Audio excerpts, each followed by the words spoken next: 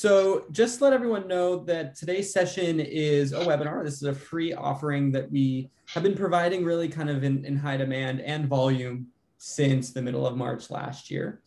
But we wanted to share just a little bit about a more formalized educational and professional development opportunity that we launched at the beginning of this year. And that's called Unique Venues University, UVU for short.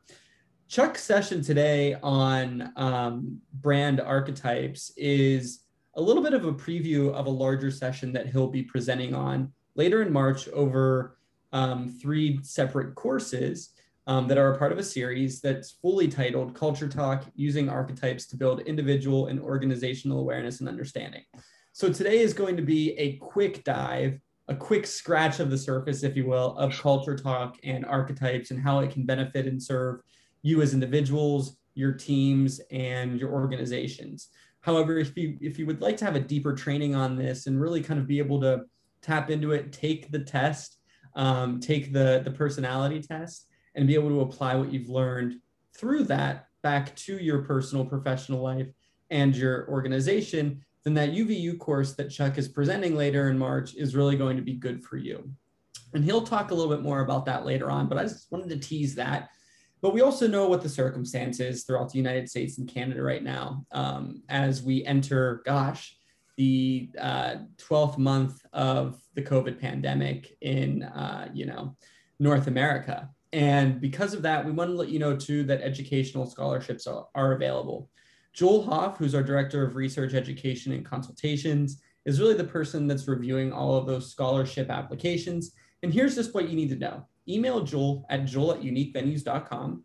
Please share your name, the course that you're interested in, the amount of scholarship that you would like to request, and a little bit of a brief explanation about how you plan to use the information learned in that course to further your career. Upon review, Joel will be able to let you know whether or not you would qualify for that scholarship, and we would help facilitate that on our end. But to talk a little bit today, understanding brand archetypes. So we've got Chuck here. He has a great 60-minute session prepared. We're really going to try to keep this until 3 p.m. If this isn't your first Unique Venues webinar, sometimes we like to go over the hour mark. So we're really going to try to stick to that 60 minutes. So what you need to know in this time is that everyone's going to remain on mute. Their cameras aren't on except for mine and Chuck's throughout the panel or throughout the webinar today. You can use the Q&A dialog box to submit questions, and that tool is going to be found in your Zoom dashboard on your screen. Because we are in such a tight time limit today, one thing that I would like to encourage is maybe keep that Q&A box open, and you can upvote questions that you really want to hear the answer from the most. So that's going to help me kind of be able to navigate all of the questions as we go through today's session and ask the more popular ones. Speaking of which, I do have a couple of polls that I'll be asking for you all today as well. We have a venue status check, an attendee status check, and the session evaluation. And then last but not least, if you have any comments to share or other questions to ask the group at large, feel free to use the chat box like folks have been doing. So without further ado, I am going to stop sharing my screen. Chuck should be able to start sharing his screen, and I'm going to pass it over to him. Chuck, it's all yours. Thanks so much, Corey. I appreciate it. And I'm going to start my slideshow here. So first, I want to just say thank you for joining us. When Corey said we're in the 12th month of the pandemic, I can't even believe it's been 12 months. And what led to today's presentation is what I'm calling one of my COVID gifts. So when I think back to the past 12 months, and I'm sure you can do the same, we can easily think about all of the really stressful things that we've been through and the trials and tribulations that can rise to the top in our memory. But I think most people can also reflect and think about what might have been the gifts of COVID that you've received, those things that helped you to reflect upon life and make some decisions to make changes. And so I love to learn, and I rarely have the time to, but COVID gave me the time and the permission for myself to become certified to teach a couple things. And one of the things I've become a certified partner in is Culture Talk. I have been on the receiving end of learning about Culture Talk, And as somebody who is a marketer and a brand manager, Culture Talk was really important to me. So we asked for a little bit of slack today. You all know me, most of you know me. And this is the very first time I've ever presented. I just received my certification and I'm diving straight in. And so hopefully I am able to provide for you today a glimpse into what Culture Talk is about and how it can be beneficial both in individuals and organizations. So Culture Talk is all based upon the psychological work of Carl Jung. And you are most likely not learning about his work today for the first time. If you've ever taken the Myers-Briggs test, it is all based on the psychology and human behavior patterns that were identified in the works of Carl Jung. If you've ever taken the Enneagram assessment and found out your type there, you also were receiving information about yourself and self-awareness that was all based on the work of Carl Jung. Culture Talk, just like that, is based on the 12 archetypes that were developed in Jungian psychology. So we just consider Carl Jung a badass when it comes to really helping us to be more fully aware. And I kind of like this. The person who looks outside dreams, the person who looks inside awakens. And so it's just really trying to take the time to understand who you are is what this is all about. So the archetypes themselves are, there are 12, and we're going to go over them, but they often say that who we are is who we were. A lot of the people we are today in our overarching behaviors are based upon a set of life circumstances that have had an indelible impression on our lives. So these archetypes provide us the motivation and meaning for our life. And we encounter these archetypes without even realizing that some things will come to light and say, oh yeah, yeah.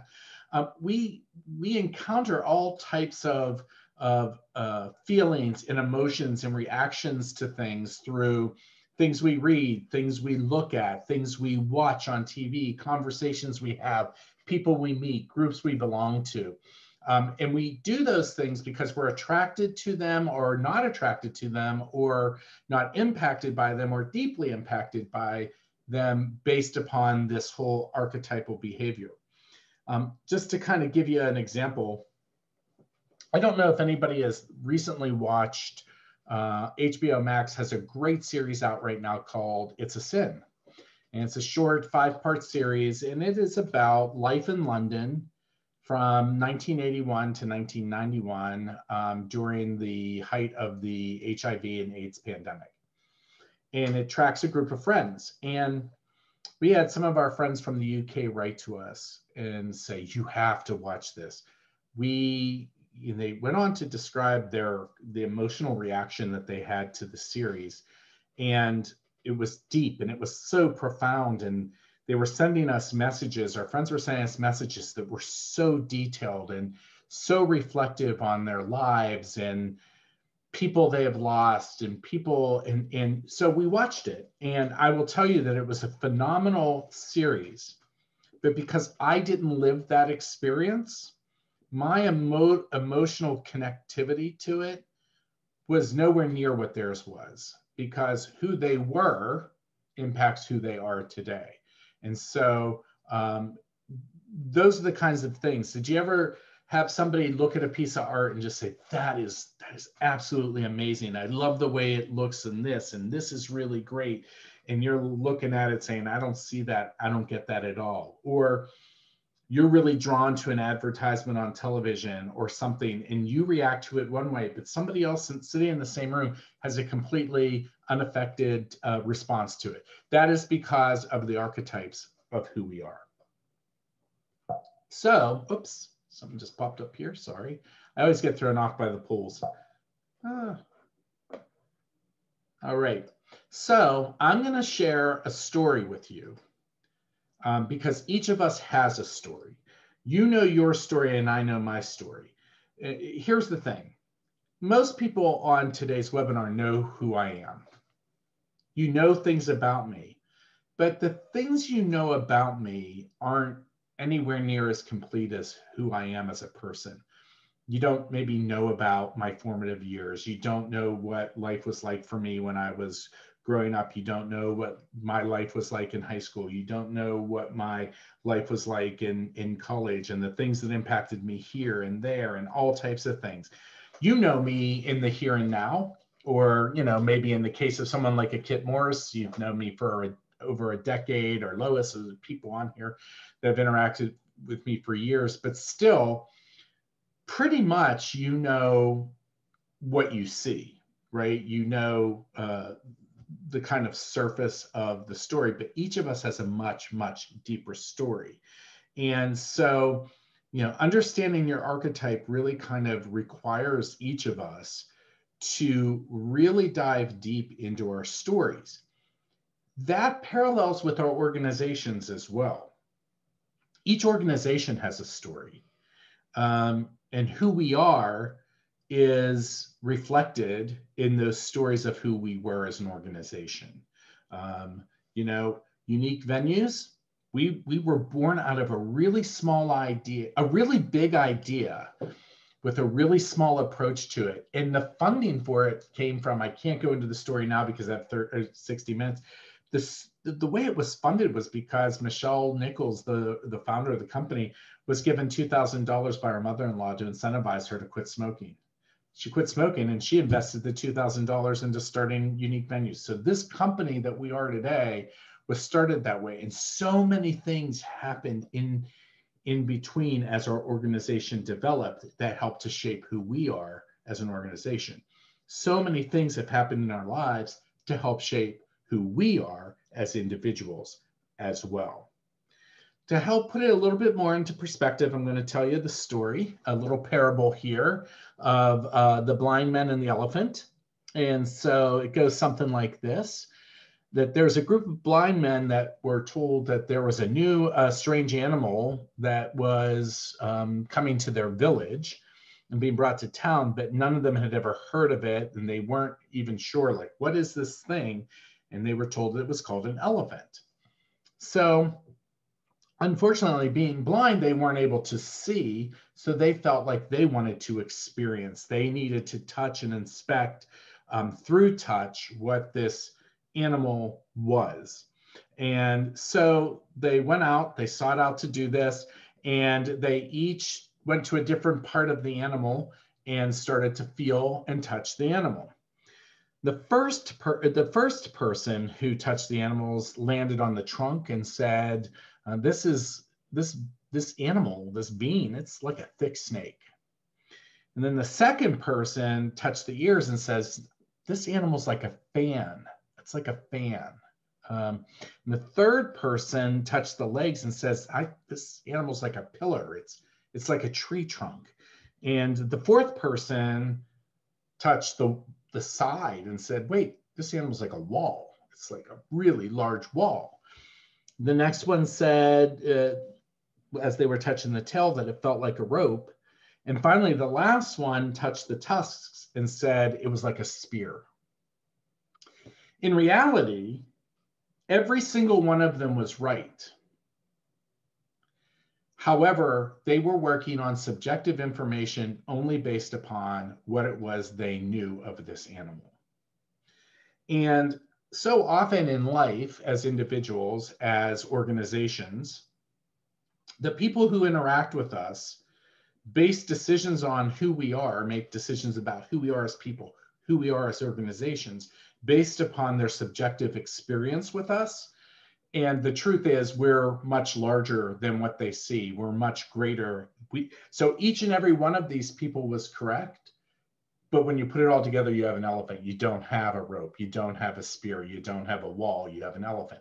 So, you know, kind of putting your head into that space of thinking about that whole review and paralleling that to, you know, I always like to think, you know, there's that person that you go to work with every day, and there's behaviors about that person that really, really rise to the top. Those behaviors could be really positive, they could be really negative, they could just be really apparent. But the reality of it is that's like their wall or their tusk or their tail. It's not their whole, right? But we're making judgments about these people based upon this limited information we know. We're making judgments about a business based upon the limited information of what we know. So as we dive into these archetypes today, you'll probably get a little bit more of a sense. This shows you what these 12 archetypes are that are developed through the psychological work of Carl Jung. So the innocent, the hero, explorer, revolutionary, ruler, sage, every person, caregiver, lover, creator, magician, and jester. It was interesting. We've recently done this with Unique Venues, the team at Unique Venues, and we have on our team as primary types, we have innocence, we have heroes, we have sage, we have every person, we have caregivers, we have lovers, we have magicians and jesters. So we're only missing a couple of them on our team. It's really interesting. And I'll tell you a little bit more about that in a moment. Okay, next. Now, what's important to know about these 12 archetypes before we dive into each one is that you're not just one or you're not just 5. We all have all 12 of these in us. No, there's no one who in the history of taking these assessments has ever taken an assessment where they got a 0 in any one of the answers. We are, part of the whole psychology that Carl Jung based this on is that we're all of these. It's just that some of them influence our life more strongly than others. So each of us is each of these, okay? Oops. I am stuck. Here we go. I really always have a hard time with this. I have a very, very weird mouse. So going to the archetypes, we all end up with 3 different kinds of considerations when we're thinking about the archetypes. The first is that, and we'll talk about taking the assessment later, but we all have one primary archetype. This primary archetype is the one that really, we shape our behaviors, who we are, how we act each day. The way we make decisions, the way we respond to all different types of things, they're all based on our beliefs and behaviors of this one primary archetype. And again, there's not one primary archetype that's not good or better than the others or worse than the others. Now, you might find out your primary archetype and think, oh, I remember one time somebody said, what am I doing in sales? They kind of looked at like who they are through Jungian psychology and like, you know what? I really should be in the service side of things, not in the sales side of things, because they looked at who they are and what they're shaped by. In addition to your primary, you'll find that there are a couple, 2, that will be really strong, kind of flanking your primary archetype.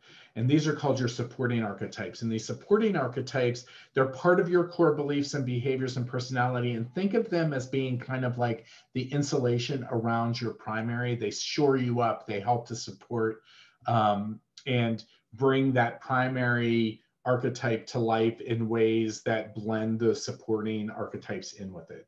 I hope that makes sense.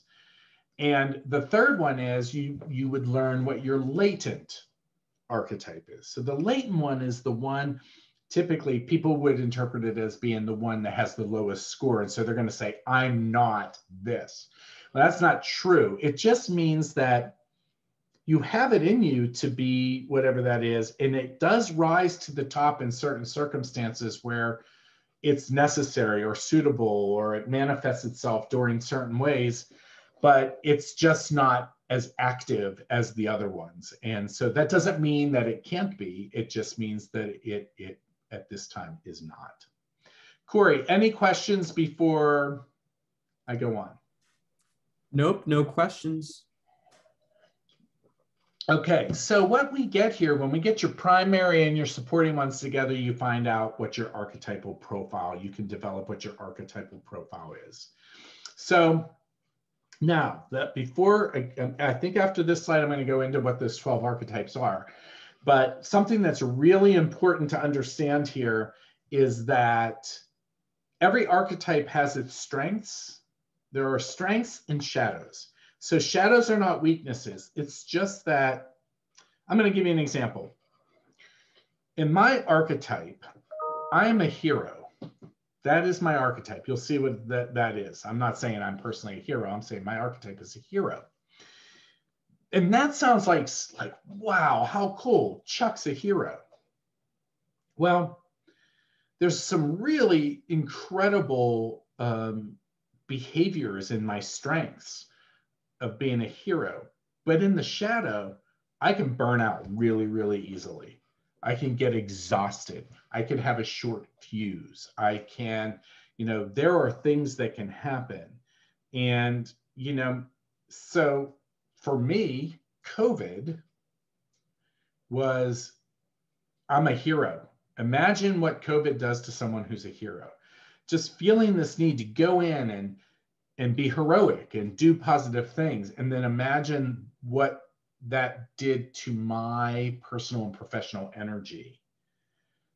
Wore me out, right? I mean, I think when things finally started to get better, that I crashed.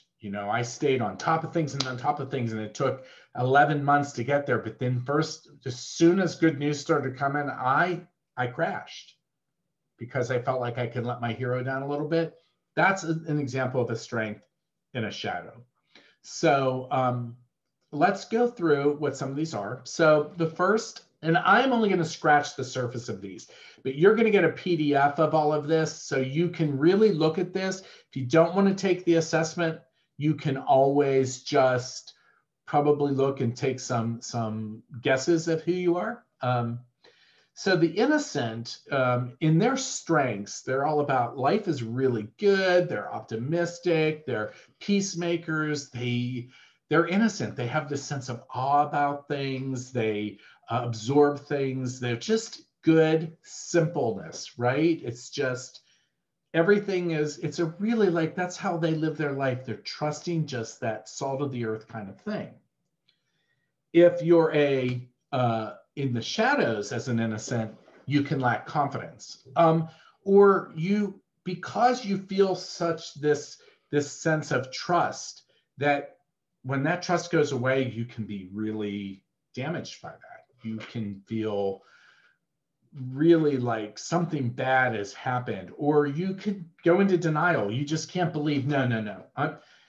I can't grasp that. I can't. Or maybe even some naivete, right? So you can see that when the innocent is in their strengths, they're looking at all of these things on the one side, but when they're in their shadows, whatever has brought them into the shadow, and everybody who's an innocent is different at what does bring them into the shadow, this is where some of those things come to the surface.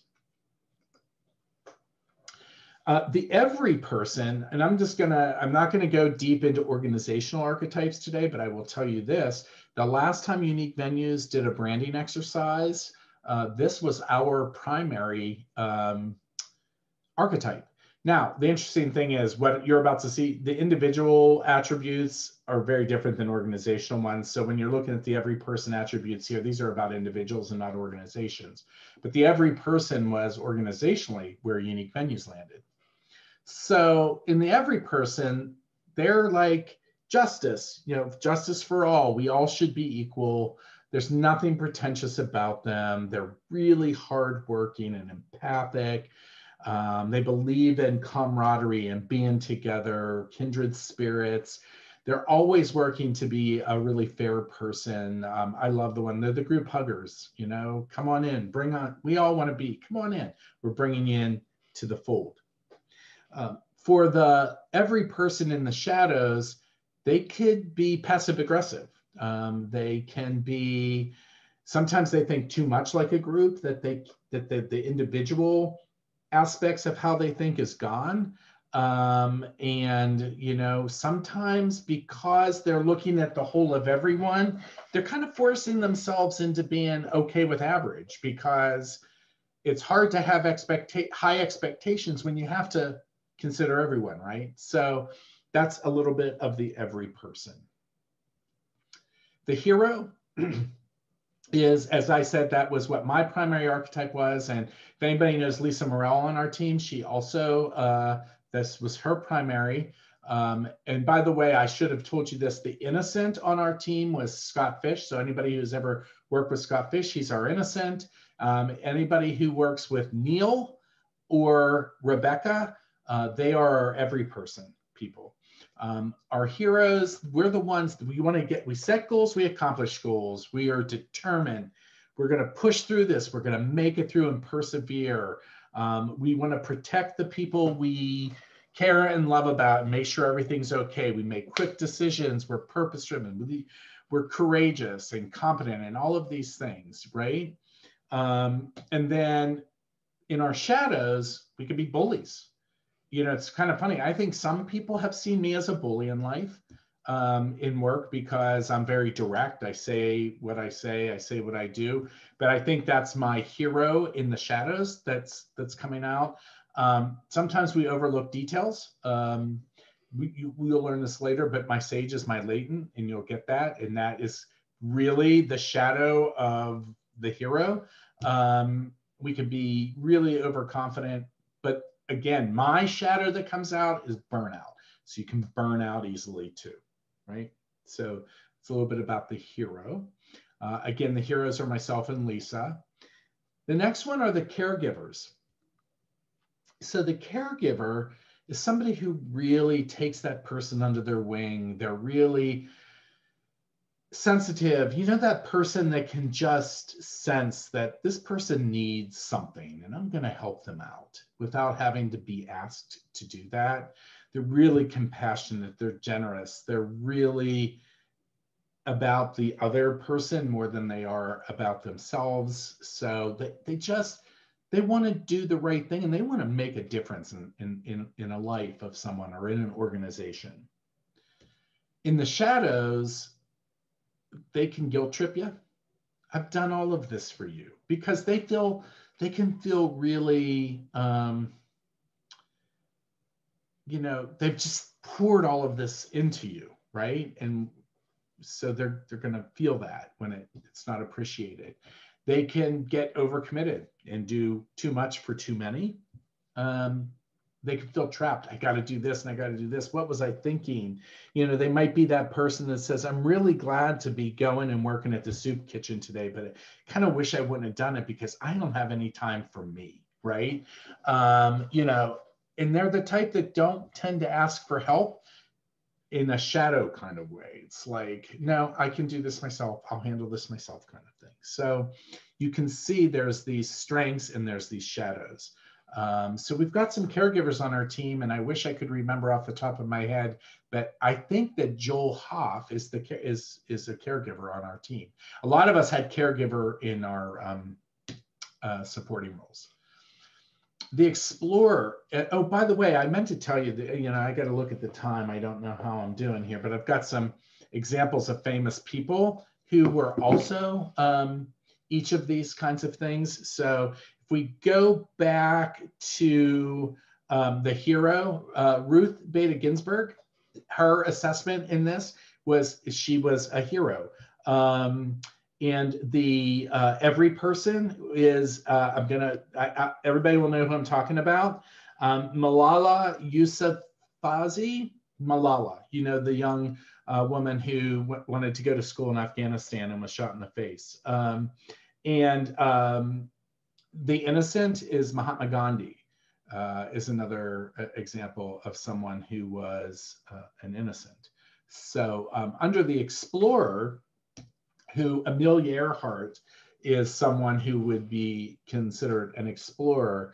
This is a person who's curious and they like adventure and they enjoy uniqueness, which, by the way, explorer is one of the secondary supporting archetypes of unique venues. So it was every person with explorer and hero as our supporting ones. But also they like to push the boundaries. They're very independent. They're it's really strong sense of self, and they believe something can be done while others don't believe it can be done, right? So these are the people who are the explorers. In the shadow, the explorer can really get distracted because it's kind of like squirrel. I'm exploring this. Now I'm exploring this because maybe they're finding that there's so much to explore. Sometimes they can seem aloof, or they go off on their own because they're exploring and they're owning their exploration, and they're kind of alienating themselves from other people. They can be dissatisfied, they can get bored.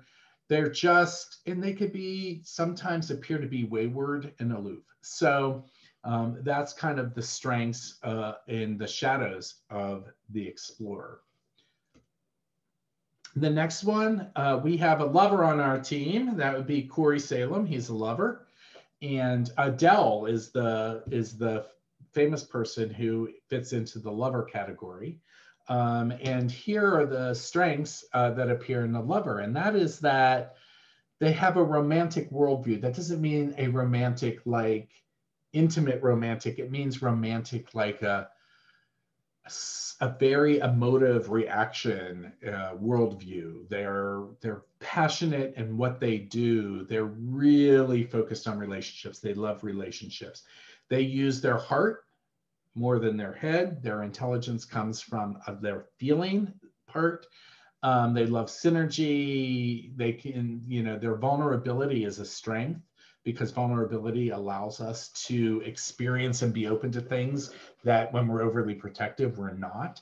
So this lover is this very passionate individual, or very passionate organization. Whereas in the shadows, they can easily be pulled into the drama, right? Because there's a big emotional response to drama, right? They can become very jealous. They can be the people that talk about things with other people. They can become overindulgent. They don't take betrayal, or what might not even be betrayal. They might sense as betrayal, so they can easily feel betrayed. So Adele, again, is the famous lover. The next one is the revolutionary. And I was bummed that I wasn't a revolutionary. I don't know why. I just feel like, sometimes we can look at these and say, I wish I was this. But the revolutionaries, and the famous revolutionary would be Martin Luther King was a revolutionary. And the strengths of a revolutionary is, they want to make a difference. They want to challenge the status quo.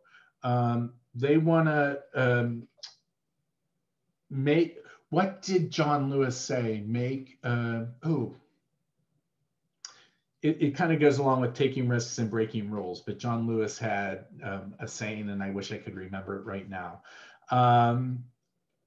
They really want to innovate. They lead change. They are resourceful. They cut new paths.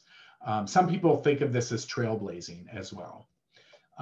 In their shadows, they lack concern for others. They're heavily opinionated. They don't think about the consequences, or they disregard the consequences of their actions.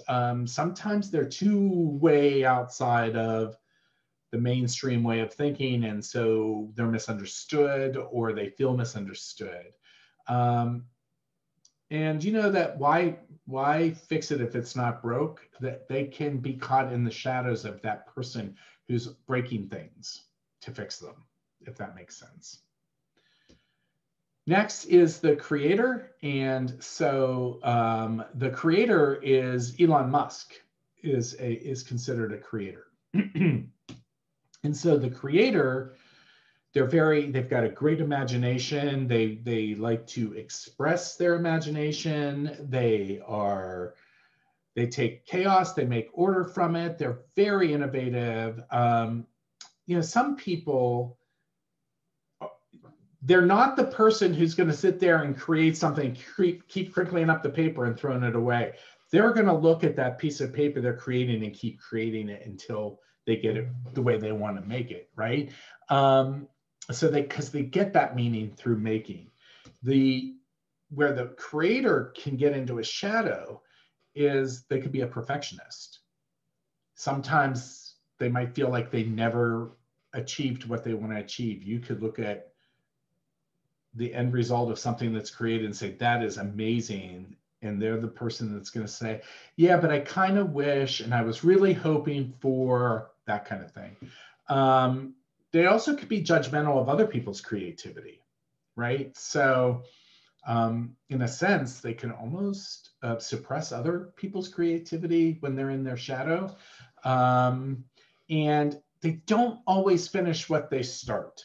So could be that person when they're really caught up in their shadow of creator, that they're starting lots of projects, but they never get anything done, right? So that's a little bit about the creator.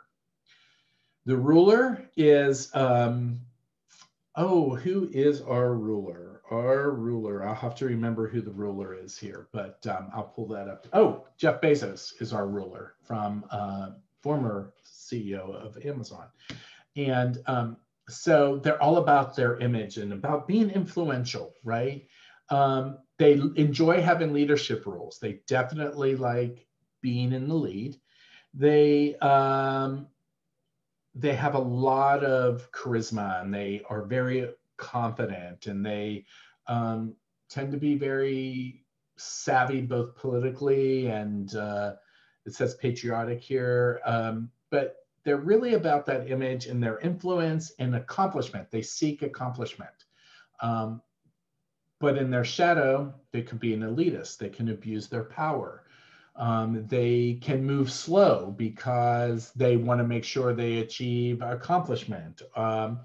They are the my way or the highway kind of people. And so, and they're in their shadows, they could be really kind of the person always looking over their shoulder, like to make sure there's nobody trying to take their place, right? Next is the magician. Walt Disney is the magician. We have a magician on our team. It's Allison, who is our director of marketing, which I love. And what is interesting is our growth strategist, who really focuses on our SEO and kind of our digital presence. His top supporting role is magician. So I found that kind of interesting. It was kind of good because I'm feeling like people are in the right places here, right? Because the magician is that person with vision. They like to take something and transform it into something incredible. And they make it look easy. They're that person you're like, how did they do that? Like, I could never do that. How did they just start this amazing thing? They're that person that you sit there and say, I wish I would have thought of that. I never thought of that. Look at them. They just like, boom, they're doing it, right? They have strong intuition. They're willing to take bold leaps as long as they're feeling confident about it. Again, they just are all about the potential of your company, the potential of themselves as a person, the potential of an opportunity. So, and they really think about those things and look at those things. But in their shadow, sometimes they can jump to a false conclusion. There's no way that will ever work. Are you sure about that? What's getting in your way? Like, there's all kinds of, that's the whole subjectivity. They can also, because they're magicians, they can really get into that whole smoke and mirrors. Things aren't really as they appear sometimes. They're kind of intolerant of the people that think from a very ordinary, let's say, or, less visionary basis, but looking at what's right here, right now in front of us. This is our reality right now. And so in a time like COVID, the magician, when they're in their shadows, it's going to be hard on them because during COVID, all we could operate on is what we heard that day. Are we making progress? Are we taking steps back? And they want to be visionary, and they're trying to move beyond that to see beyond it. But there was really, for most people, no possibility to look beyond that. Now, the magician is able to really kick in because they are visionary, and we have reason to look ahead again, right? So gives you a little bit of perspective on that. And then our next one is my latent, the sage. The sage is Stephen Hawking is a sage. Stephen Hawking is a sage, and this is intelligence, lots of intelligence. They are, I think of them like somebody who can really slice and dice things and look at its lowest common denominator and its highest common denominator and really figure things out. They like to share knowledge with others. They're very detail oriented. So it was funny because when I was going through the course to become a certified partner in Archetypes, for those of you who know the co-owner of Unique Venues, who also happens to be my husband, Neil Burkhart, I said at the beginning, hands down, Neil's a sage. Neil's a sage, because this is him. I am that 30,000 foot view person, and he was the person who takes my 30,000 foot view and slices and dices and analyzes it to the point where he's able to tell me why it's going to work and why it's not going to work, and pulls me down or lets me stay up there, right? So again, very detail oriented, loves to learn new things. We've got a few sages. So Neil is very close, and is every person in his sage. And so is Joel Hoff, is very sage. And Todd Wonders is sage as his primary. But they can come off as being know-it-alls. I don't think they see themselves as know-it-alls, but to some people, they can act in a way that would give the impression of being a know-it-all. Sometimes they can be really socially awkward. They're that person that you really want, like, come on, we need to get moving on this. And they just won't move until they have proof, undeniable proof that it's going to work, that it's okay to do this. And they can overanalyze everything. Sometimes I have to say to Neil, and he would not mind me telling you this, I'm like, you build me a watch to tell me the time. And I say that to him because he really gets deep into something very simple and can really analyze it, right?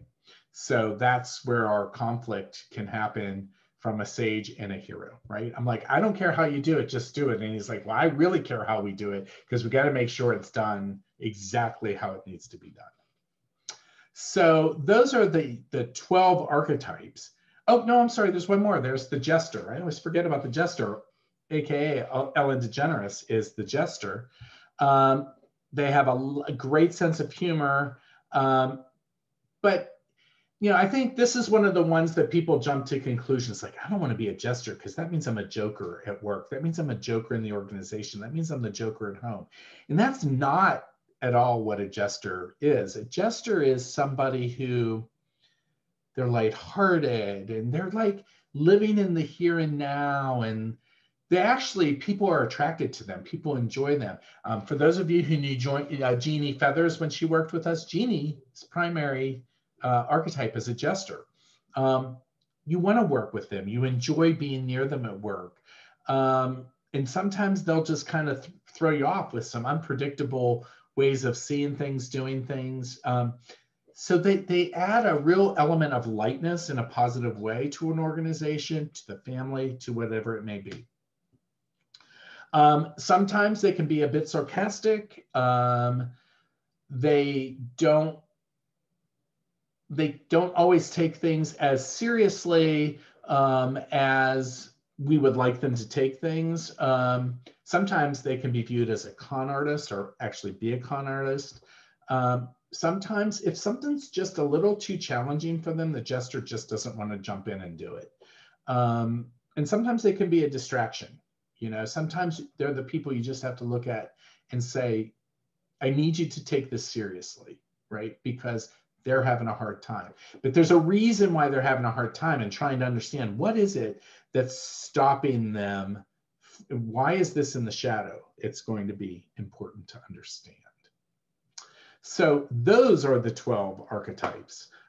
Corey, before we go on, any questions? So I think you said you would get to this. The only question that we've seen so far is someone wondering how to take the assessment. Yep, I'll get to that at the end. Awesome. And I just have to check the time. Corey, can I get a time check from you? 2:45. Excellent, we're doing great. So, I mean, I think you can think about, again, we talk about why it's important to, to grasp and be self-aware of who we are, whether through a culture talk archetype or the Myers-Briggs, or maybe just our own way of learning more about ourselves. And it's a really important thing when it comes to our individual rules in life outside of the workplace. If you think about, some of us have families, some of us have groups of friends, some of us are heavily involved in social organizations and social groups and whatever it may be, or play on teams or whatever it may be. And understanding our individuality and who we are as a person and where our strengths and shadows lie within that only help us to kind of self-actualize. And it's the same when it comes to organizations. And so trendwatching.com is one of my absolute favorite websites. If you ever get a chance to go to trendwatching.com, I mean, I don't think you necessarily need to pay to subscribe to it. I do not, because I love the digested information that's available at trendwatching.com. That's all I need. I say they were Blinkist before Blinkist was Blinkist, but they just have great digestible articles about trends. And what's nice is it gives a really universal international look at trends. It's not just American-based or Canadian-based, but it's actually based out of Europe, but you get perspectives from all different cultures. But in this article on trendwatching.com, they say, businesses used to be a black box, but now they're a glass box. And so businesses were only known by consumers based upon the interaction that a person had with the business, whatever that transaction was. So whether it was purchasing an item or going to a service at the church or eating at a restaurant or booking a venue, or attending an association gathering or joining an association gathering, you knew specifically and made deductions based upon that specific interaction you had. But now, because of social media, people make decisions about who you are culturally before they even interact with you, because they can gain that information on your website, on your social media platforms, on reviews, online reviews, on discussions with other people. There's all kinds of ways that people now can see and make determinations, self-determinations about your culture. And the danger about that is there's a few. One is that there could be, again, it's like the parable of the blind men and the elephant, in that they were basing and making decisions about what it was they were touching based upon what it was they were just touching. So that was one of the dangers, but now they could be making decisions based upon a review. I do that. I don't know if you do that, but I think this isn't the place for me. This isn't the thing for me. Based upon something you read, based upon something you see online. And so our culture is out there, but it may not be the culture that truly reflects who we are, may not be the information that truly reflects our culture. And that's the danger. So it's really important for us to take a look at how we can be seen and how we can be viewed organizationally and individually. Like, as individuals, we're a glass box. As individuals, we're a glass box. I mean, have you ever thought about hiring somebody and gone and looked at their Facebook page and then made some decisions about them? Have you ever looked up a client that you're going to be hosting and made some decisions about them based upon what you see? I mean, our cultures are presented to the public. And are we presenting ourselves culturally in the way that truly reflects what we hope to be? Or are we even taking notice of the perceptions that people may have about our culture and hoping that we're one culture when we're really something else? So I think there's a lot to think about when it comes to our organizations. The thing is that who we are, who we've been and who we are as individuals shapes who we are now in our primary and supporting and latent archetypes. And it's the same for organizations. And the truth is, the two are inextricably entwined. They are not mutually exclusive in any way, shape, or form. In a sense, I could say, here is the mission of my organization. And then you can look at those behaviors as attributes that are necessary to bring that mission statement to life. But when you look at the individuals within that organization, do you have people who are in the right fit, in the right positions to bring that culture that you believe you are to life? Are there people in your individual who can help to reshape your culture to be something that you would prefer it be? Are there individuals whose shadows in certain behaviors are so strong that it is diluting your cultural message? So as an organization. And so the individuals who make up the organization and the organization itself are inextricably entwined as far as who they are from the culture that's presented to your clients and the people that you work with. And organizationally, it goes even further, because what people want right now is, it's really important that, and I think this is going to really reflect this. During COVID, the one thing I heard from people is that worked in conferences and events or were meeting and event planners was this sense, this feeling that, like, I'm going to lose my job, because people were really feeling like, I don't have a sense of purpose. I'm not sure if what I do is valuable. I feel indispensable right now. I mean, we were not considered important. We weren't in our own minds. And the truth is, what each of us generally strive for culturally is that we want to do meaningful work. We want to have a purpose-driven life at work and personally. And we want to feel that our contributions have a value, whether it's our organizational contributions to a larger organization or individual contributions to our organization. We want to feel like we have some value.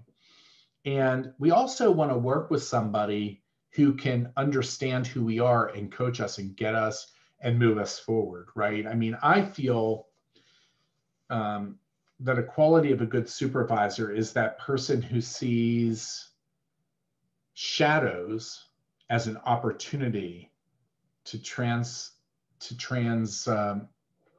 those into the strength, and to help somebody grow and become as self-actualized as possible in their professional world. And when you have an organization that understands who they are culturally and understands each of the individuals in the organization, they become much more effective as working with those individuals to achieve organizational success. I hope that makes sense. So, oops, I don't know why I'm having trouble here today with my mouse. And one of the really cool ways to do that, so one of the things that gets in, I'm going to look at this in both a way to use it to overcome challenges, and I'm also going to use this as an example of a way that you can use this exercise to maximize opportunities, right? Because I think both of them are important. So this, I would encourage, say down the road, you decide that you're all going to do an assessment for Culture Talk in your organization. It may be, let's talk about taking something that's a challenge and overcoming it.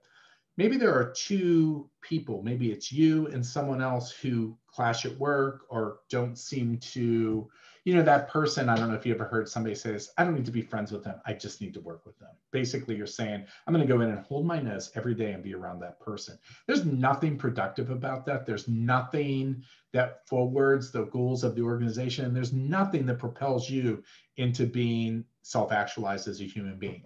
However, if you and that person were to sit down, and in this example, you're the creator and they're the ruler, and you sit down and you take time to understand and read what are the strengths and the shadows of the ruler.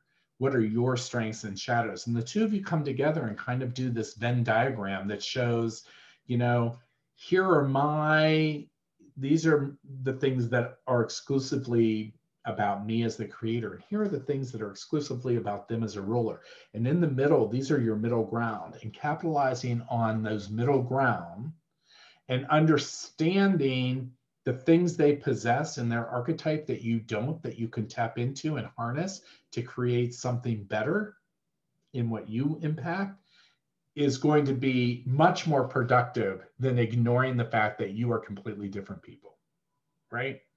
To take it further in a more kind of, you know, seizing the opportunity kind of situation, is that, you know, if you're two people who are put together on a team, or maybe you're overseeing an organization, if you understand the primary and supporting archetypes of your staff, and there's a certain project you want to have completed, you can take a look at two people that you believe probably would be a great team and work with them to Venn diagram this out and say, this verifies that this is the best team to do this, because these are the things we need to propel us into achieving this success in this goal.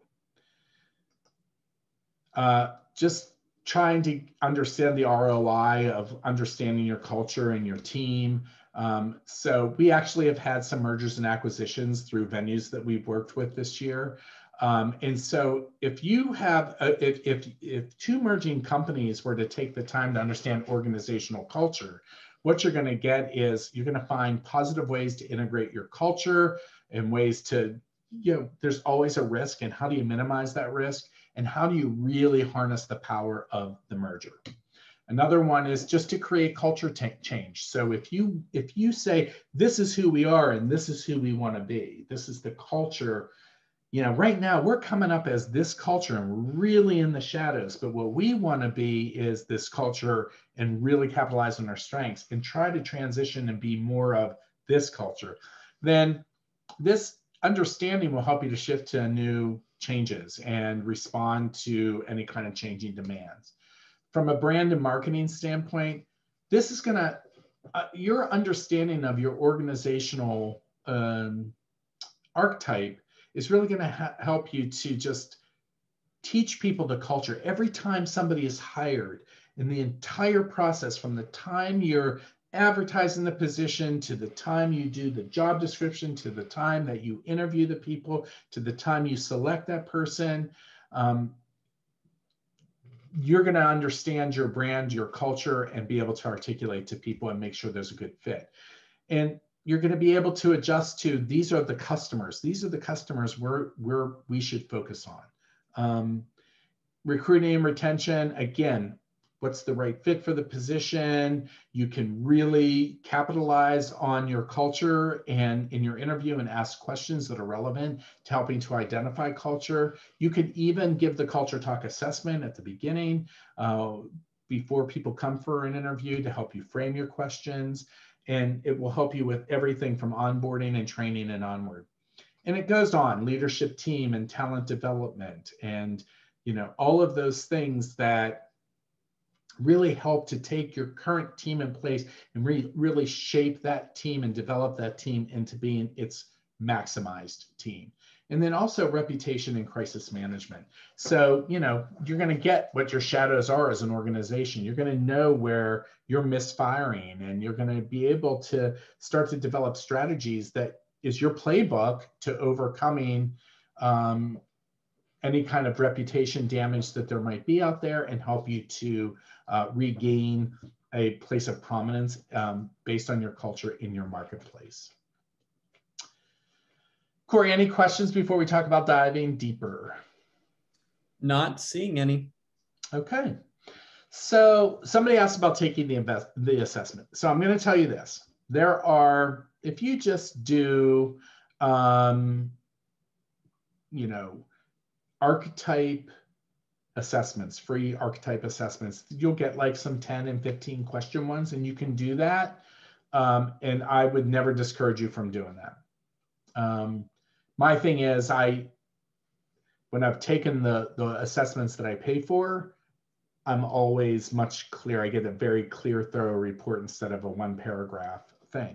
But if that's what you just want to start with, simply Googling archetypes based, archetype assessment based on Carl Jung, you'll be able to do that. So you don't have to pay to take an assessment. If you want to take the assessment, we have those available. We don't make a cent off of them. It's just a pass through.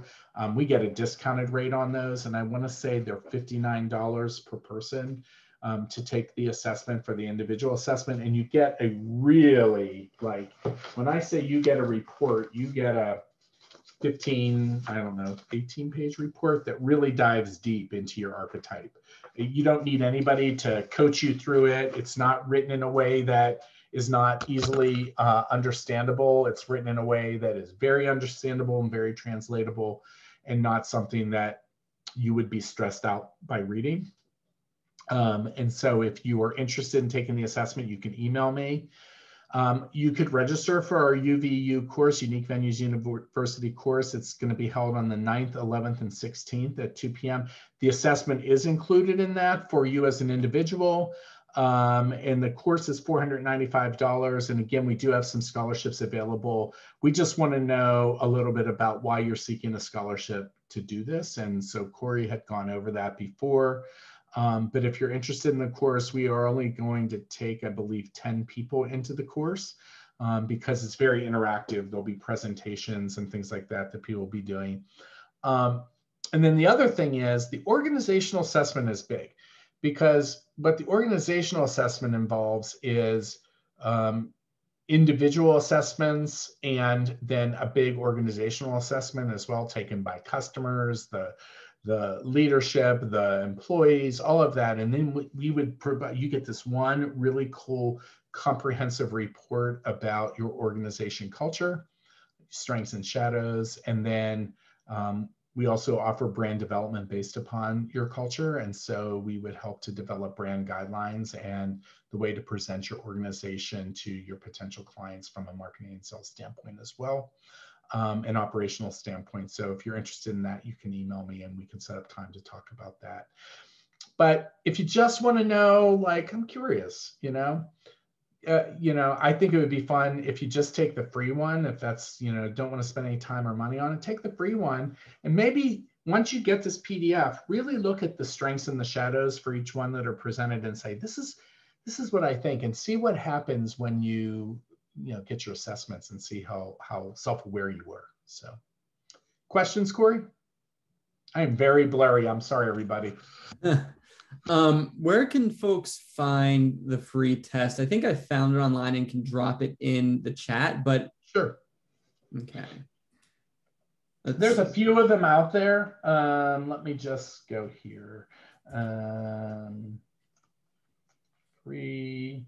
I think I found one here on the Culture Talk website. There's one called psychologistworld.com has one. Individualist has one. They might use a little bit different names for the archetype, but yeah. Perfect. Like I said, this, we don't, I think us well enough, we don't present these to necessarily say, no, you're not going to learn anything unless you take our assessment. That's not it. It's not even our assessment, but there's different ways you can do this. Everything from investing a little bit of time and no money to investing a lot of time and a lot of money and everything in between. But, this was one of the pivots we made this year, and because we're your marketing resource. And so we want to help you figure out your brand. Awesome. Well, thanks, Chuck. I'm not seeing any more questions come through. So I'm just going to throw up one more slide here. And just let you know, yes, Chuck's Culture Talk session starts Tuesday, March 9th. We also have a session in Unique Venues University called the 360-Degree Professional, led by Dr. Michael Brown. That starts the 30th. And then Changing Conversations, which, as you'll see, we have another session on that. It's free as a webinar on March 18th, but the full course through Unique Venues University starts in that area on April 14th. So thanks everyone for joining us today and for sticking around a few extra minutes. We really do appreciate everyone's support and participation. If there's anything else that anyone would like to know, let us know. You have Chuck's email address. I know I put that in the chat thread. Mine's Corey at Unique Venues, C-O-R-E-Y, if you've got any questions there.